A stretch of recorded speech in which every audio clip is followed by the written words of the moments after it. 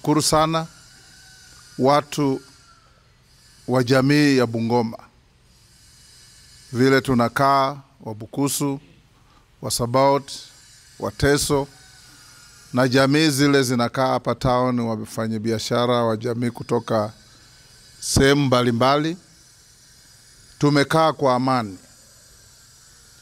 Hata wakati ya uchafu ilikuwa Kenya 2007, jamii zilizopigwa na kufukuzwa kutoka Kakamega, kutoka Busia, kutoka Uasin Gishu, kutoka Trans Nzoia walikimbilia Bungoma. Na wamekaa hapa kwa amani, hatujakuwa na machafuko.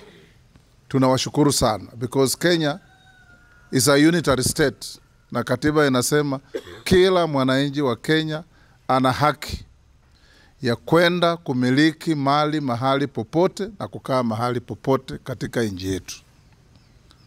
And if you want to know that is true, mimi nimetembea nchi yote.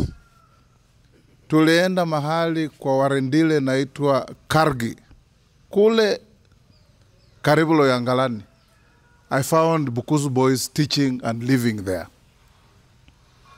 Tukaenda kule Magarini, very remote place karibu na mpaka wa Kitui na Tana River.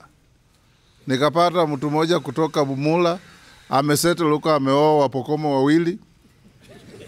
Yeye ndiye chairman wa shule. Amekaa huko, anaitwa Simiyu.